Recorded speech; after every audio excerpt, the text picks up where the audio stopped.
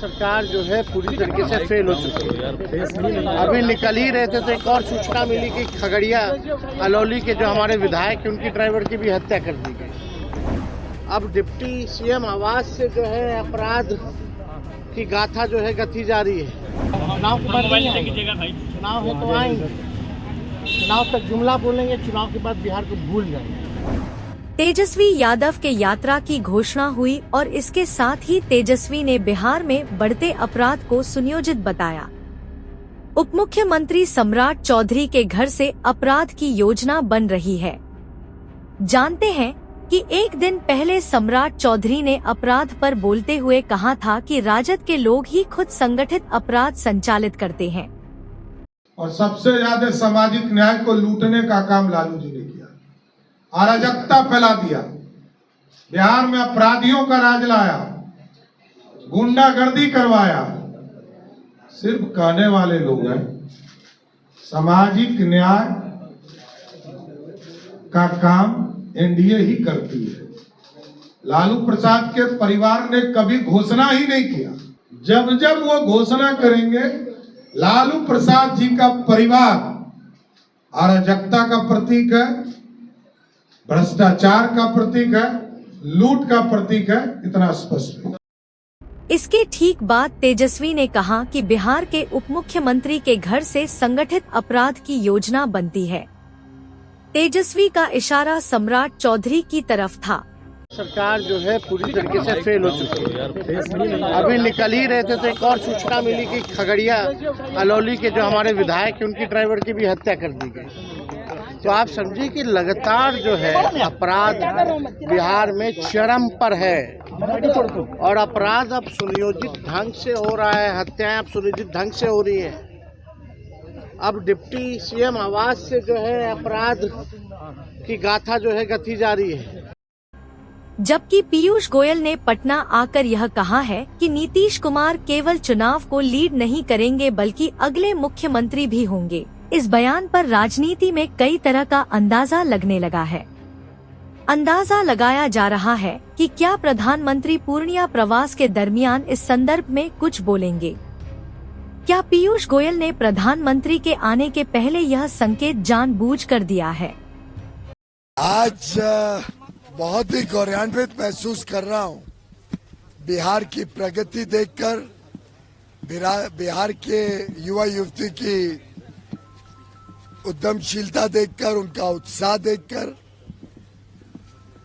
जिस प्रकार से माननीय प्रधानमंत्री नरेंद्र मोदी जी केंद्र में और माननीय नीतीश कुमार जी राज्य में डबल इंजन की सरकार से प्रदेश को एक उज्जवल भविष्य देने का कर्मठ काम, चाहे वो इंफ्रास्ट्रक्चर के क्षेत्र में हो, नए रोड, नए हाईवे, रेलवे का विस्तार, नए एयरपोर्ट, पर्यटन को बल, inland waterways, inland container port, चाहे वो गरीबों को गरीबी से निकालकर एक अच्छे जीवन की तरफ लेके जाने की काम हो। बिहार देख रहा है, महसूस कर रहा है, उसका लाभ ले रहा है। उसको देखते हुए आगे आने वाले विधानसभा चुनाव में ऐतिहासिक विजय नीतीश कुमार जी मुख्यमंत्री जी के नेतृत्व में एनडीए को मिलेगी। एक महत्वपूर्ण बात तेजस्वी को केंद्रित फोटोशूट में दिखलाई पड़ी। अब्दुल बारी सिद्दीकी तेजस्वी के साथ में थे। ज्यादातर अब्दुल बारी सिद्दीकी या कोई वरिष्ठ नेता तेजस्वी के फोटो फ्रेम में नहीं दिखलाई देते हैं। अब्दुल बारी सिद्दीकी विधान परिषद के सदस्य हैं और उन्हें राबड़ी देवी के साथ विधानसभा कैंपस के प्रोटेस्ट में तथा पार्टी के मीटिंग में ही देखा जाता है। बिहार प्रतिपक्ष के नेता तेजस्वी यादव 16 सितंबर से चुनावी यात्रा पर निकल रहे हैं। प्रधानमंत्री नरेंद्र मोदी 15 तारीख को पूर्णिया आ रहे हैं और उनकी बिहार यात्रा के बाद तेजस्वी की यह यात्रा शुरू हो रही है। आप बिहार यात्रा पर निकल रहे हैं एक बार फिर से। हम लोग 16 तारीख से जो है, जो बाकी की जिले जो बने, आगे कैमरा नहीं कीजिए, जो जिलों में हम लोग नहीं जा पाए उन जिलों में हमको लगा कि जाना चाहिए। अकेले जाइएगा सर या गठबंधन में? प्रधानमंत्री 15 तारीख को आ रहे हैं, तेजस्वी जी प्रधानमंत्री भी आ रहे हैं 15 तारीख को। पूछिए ना, चुनाव के बाद नहीं आएंगे। चुनाव है तो आएंगे, चुनाव तक जुमला बोलेंगे, चुनाव के बाद बिहार को भूल जाएंगे। यही काम है। राहुल गांधी के साथ एक यात्रा का समापन 1 सितंबर को हुआ है। 16 तारीख को जहानाबाद से संवाद यात्रा शुरू हो जाएगा। 5 दिनों के अंदर बिहार अधिकार यात्रा 10 जिले में जाएगा। रास्ते में जितने विधानसभा क्षेत्र आएंगे, हर विधानसभा क्षेत्र में तेजस्वी की एक सभा होगी। जहानाबाद से नालंदा, पटना, बेगूसराय, खगड़िया, मधेपुरा, सहरसा, सुपौल, समस्तीपुर और वैशाली तक की यात्रा होनी है। तेजस्वी से पूछा जा रहा है कि वह इस चुनाव का केंद्रीय मुद्दा बताएं और ज्यादा ठोस ढंग से लोगों के बीच में प्रोग्राम दें।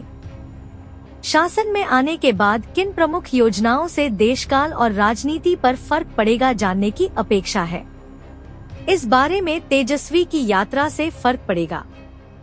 तेजस्वी आज प्रेस से बात कर रहे थे कि बिहार में नियोजित ढंग से अपराध हो रहा है। उन्होंने कहा कि पटना में राजद के नेता को हत्या हुई और उस मामले में निकल रहे थे। इस समय राजद के अलौली के विधायक के ड्राइवर की हत्या की खबर आई। सुनिए तेजस्वी यादव को। सरकार जो है पूरी तरीके से फेल हो चुकी है। अभी निकल ही रहे थे तो एक और सूचना मिली कि खगड़िया अलौली के जो हमारे विधायक हैं उनकी ड्राइवर की भी हत्या कर दी गई। तो आप समझिए कि लगातार जो है अपराध बिहार में चरम पर है। भ्रष्टाचार का हालत आप लोगों ने देख लिया। इंजीनियरों के घर से करोड़ों करोड़ रुपए इसी पे कार्रवाई ये सरकार तो पूरी तरीके से अपराधियों को संरक्षण ही नहीं दे रही, बल्कि अपराधी जो है और भ्रष्टाचार में ये सरकार डूब गई। लगातार जो है भ्रष्टाचार सम्राट चौधरी कह रहे हैं कि राघोपुर के व्यक्ति की जो मौत हुई है फायदा किससे होगा अगर वो चुनाव लड़ते तो? सवाल उठा रहे हैं कि बहुत गंभीरता से हत्या हुई और इस तरह का अगर ध्यान दे रहे तो शर्मनाक है। क्या सोच है इन लोगों की? जरा सोचो कैसे लोगों के हाथ में सत्ता चली गई। मतलब वो जस्टिफाई कर रहे हैं कि हत्या हुई है तो हम चुप रहे कि हमको फायदा होगा। क्या यह सवाल है? ऐसे लोग जो है मुख्यमंत्री बने, ये लोग लायक हैं? इनकी मानसिकता दर्शाती है। जो भी अपराधी है उस पर कार्रवाई होनी चाहिए, लोगों को इंसाफ मिलना चाहिए, न्याय मिलना चाहिए। इसकी बात ना करके जस्टिफाई करें। चैनल को लाइक और सब्सक्राइब जरूर करें। धन्यवाद।